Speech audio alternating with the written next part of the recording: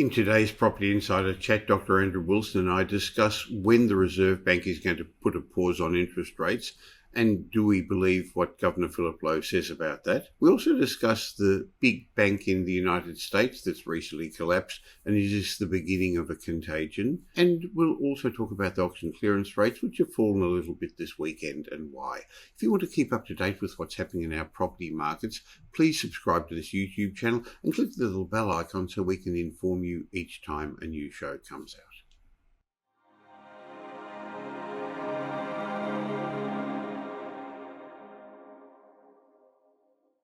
An end to the back-to-back interest rate hikes could be coming as soon as next month, after the Reserve Bank Governor Philip Lowe said we're closer to the point where it'll be appropriate to pause interest rate increases.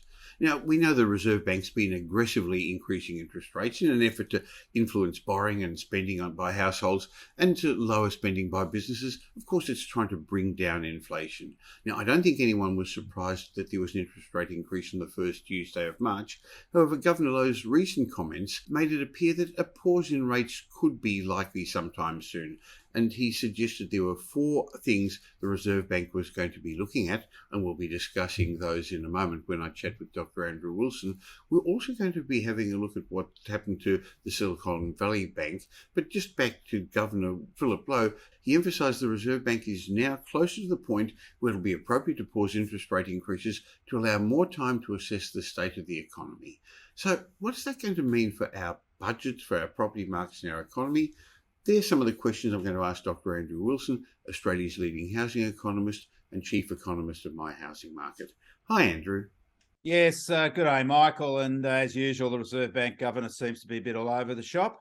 The Reserve Bank hasn't, in my opinion, covered itself in glory over the past decade. We're sort of in the reverse position now, where we're trying to talk down the economy, whereas 4 years pre-COVID, we were trying to talk up the economy to save us cutting rates. I don't think anything's materially changed in terms of the big picture. In fact, the latest information coming out of the US again reinforces that economy is booming. And we really clearly haven't made any significant impact through monetary policy on the inflation problem. And I think Australia is in exactly the same boat. And talk about pausing now, I'm not sure how he justifies that.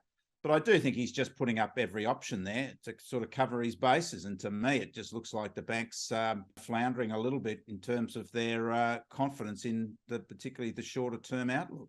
So, Andrew, the Reserve Bank are going to be looking at 4 data points at the next meeting to see what's going on. They're going to look at our employment figures. They're going to see what's happening to inflation. They're going to look at retail trade. And they're also going to have a look at what businesses are feeling, looking at the National Australia Bank Business Survey. Well, I think the major drivers of our macroeconomy, or the measures of our macroeconomy, even though there's some really early signs that perhaps higher interest rates are impacting outcomes, they're still very strong. If we look at our labour market, the latest unemployment numbers, and of course we will get updated unemployment numbers out this week for February, but the latest data for January, even though the unemployment rate ticked up marginally and the participation rate fell marginally, and we did get the second month in a row of falling numbers of jobs, and the jobless numbers increased. It's still coming from a very, very low base, or a high base, whichever way you want to describe it. These are just extraordinary labour market conditions at the moment continuing. Maybe it's the first sign that higher interest rates are having an impact,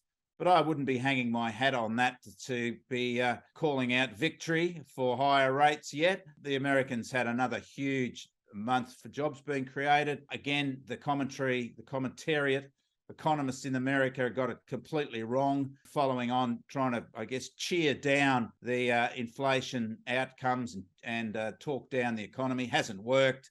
And they look just as silly as they did prior to COVID in terms of their economic credibility. So as I said, the labour market, yes, maybe a case there to say it's eased, but still very, very strong. The lowest level of unemployment since the early 70s, and that is a long time ago. And the other factors that reflect what's happening in the bigger economy, of course, retail sales bounced back over January. No surprise there because they fell over December, but then they rose sharply over November. And that's a bit of that change in the cyclical environment or the seasonal environment, with those Black Friday sales now taking the load in terms of the big month of the year and taking over from what used to be the big month of December. But there was some talk that the increase over January, which of course was expected, even with seasonal adjustment, wasn't back to the levels prior to the Black Friday month of November. Yeah, maybe there's a case there that the trend of growth had eased, but still very, very strong, Michael. Again, similar to the labour market data.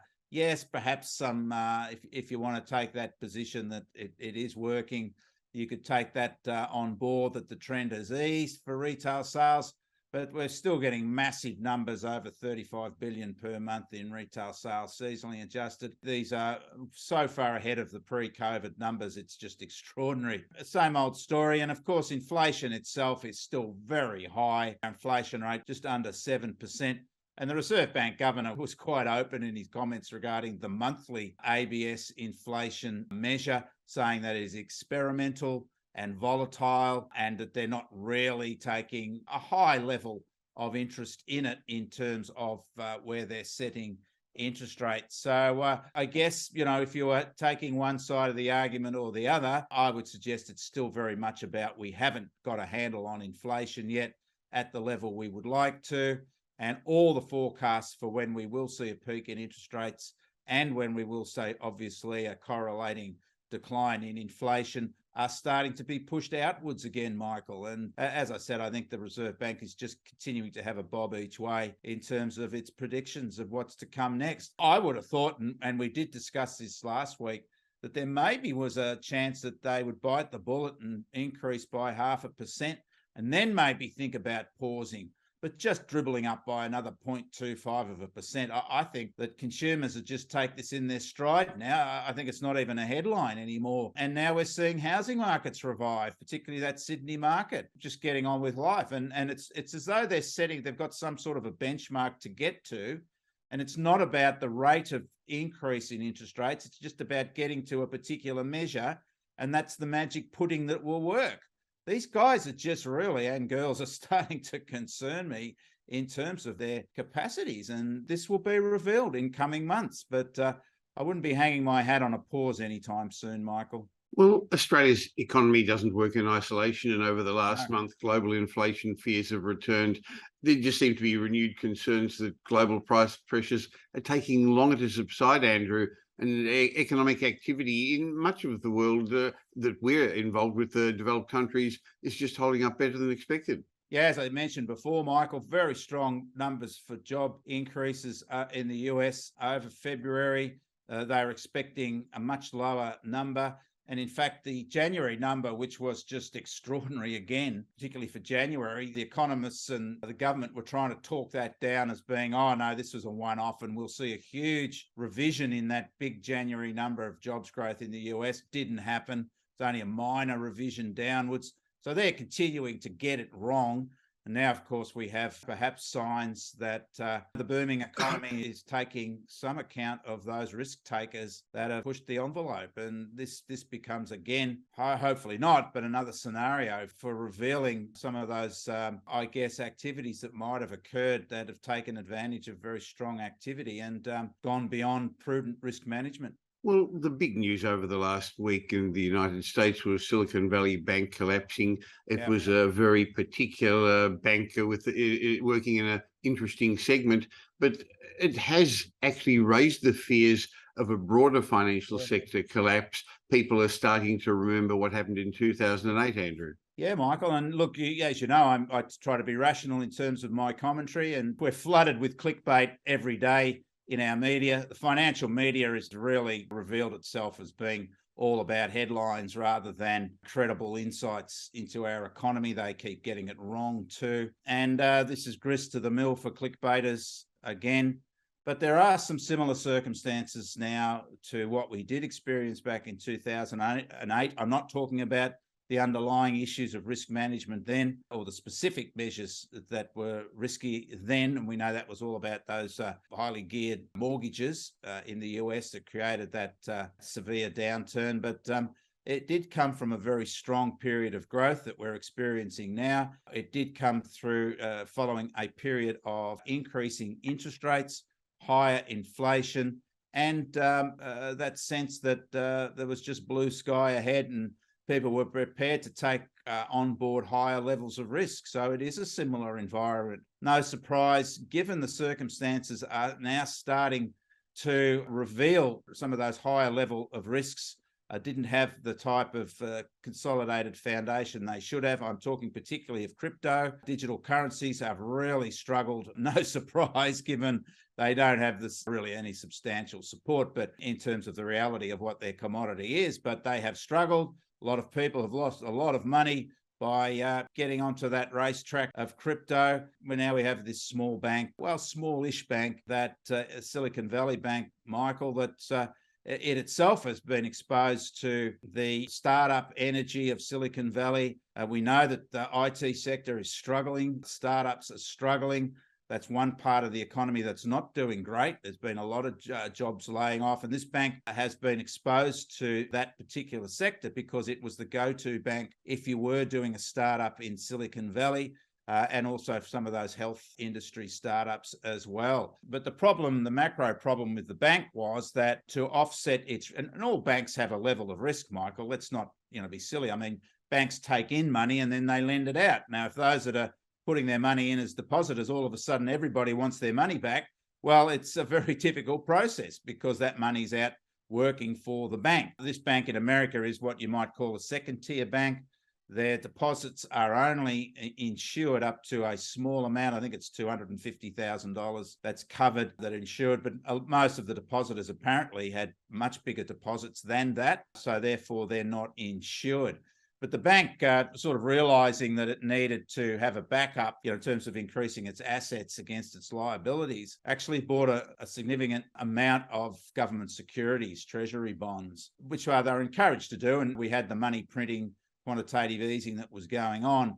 But those bonds were at very, very low, zero interest rates, Michael, if you remember, back to the early COVID period. Now, of course, with interest rates much higher, those bond rates, which are fixed, of course, for a number of years, are not competitive with current bond rates. So there's not a lot of demand for them, as you could imagine. The activity they took to cover themselves by buying those treasury bonds hasn't worked because those treasury bonds that they bought were at a much lower interest rate than the current one. So therefore, they're not in demand at any level. So the question is, where do we go from here? As I said, these are second tier banks which have a cap on their insurance of depositor funds. The bigger American banks are okay because they have a different level of prudential risk management from the government. But there are a lot of these smaller banks, Michael, community banks, regional banks, that obviously the problem will be the mindset of depositors who might think, hey, I'm getting my money out here. So the government really has a role to try to stop this today, to show that it can control what's happened with the Silicon Valley Bank. There's a good ending to it, so it doesn't encourage other depositors to go out and create a run on those smaller banks. This can create negative sentiment across the board in terms of bank credibility. Unless we're talking about, perhaps implications for the stock market and sentiment, it doesn't have any real implications for Australia's banking system. Australia's banking system is very different, Andrew, so maybe it's just worth explaining the difference. Well, we only have 4 banks, which we all rail about that lack of competition, and they sort of don't have to worry about taking on risk. But this is the big difference. In the US, it's a market system that operates even in their banking sector. We saw that to its detriment back in 2008. And again, maybe we're seeing, not at the same level of 2008, but this will be revealed. But certainly we're seeing that higher risk appetite for banks in America has a consequence. And in Australia, we don't have that. We have 4 banks. They don't have to take risks because there's only 4 of them and we've got nowhere else to go. But of course, the other point when we do talk about what happened in 2008 was we actually had some tightening from the government here in terms of guaranteeing our deposits. So we don't have any issue with a run on a bank in this country. I just wanted to interrupt this week's Property Insider chat to remind you that this is not specific property advice because we don't know your personal circumstances. But if, like many property investors, you're wondering what's the right thing to do at present, should you buy, should you sell, should you wait, you can trust the team at Metropole to provide you with direction, guidance and wealth-producing results. Whether you're a beginner or an experienced investor, at times like we're currently experiencing, you need an advisor who takes a holistic approach to your wealth creation, and that's exactly what you get from the multi-award-winning team at Metropole. We help our clients safely grow, protect and pass on their wealth to future generations through a range of services: strategic property advice, buyer's agency, wealth advisory, property management, renovations and development management services. Go to metropole.com.au and explore your options with a complimentary clarity consultation. Now, turning back to Australia, every weekend you report the auction clearance rates. You're one of the first ones to report them every week. Sunday, you have them in your LinkedIn profile. And I'd recommend people follow you on LinkedIn. And obviously, we publish them in Property Update as well. It was a funny weekend because in Victoria, we had a long weekend. There were fewer auctions held this weekend and the numbers fell a bit. Do you think the interest rates started to scare people a bit? I don't think it has, Michael, but following weekends will reveal that. And maybe the Reserve Bank was feeling a little sort of happier with those lower clearance rates, which weren't that much lower. But in Sydney, we had a big fall in the number of auctions, around about 100 fewer auctions in Sydney. It, of course, didn't have a holiday. But we do see that the Sydney market seems to follow the Melbourne market, strangely enough, during that long weekend, the Labor Day long weekend holiday that Melbourne celebrates. But auction clearance rates are down, actually the lowest for the year, still just under 70%, Michael, but still the lowest for the year for Sydney from lower auction numbers. First time under 70% for the year. But if we look back to the same weekend last year, Michael, we can see it's basically a very similar result in terms of the clearance rate in Sydney.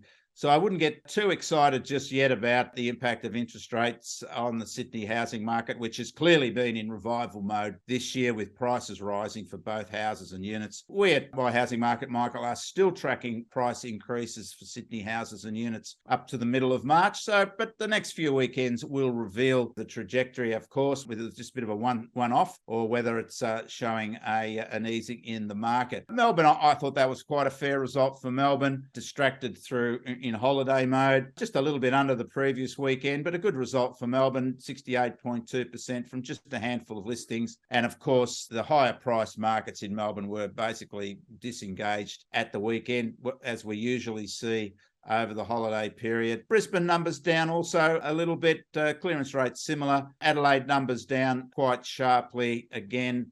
Clearance rates similar, and Canberra, its numbers were also down quite sharply and its clearance rates easing too.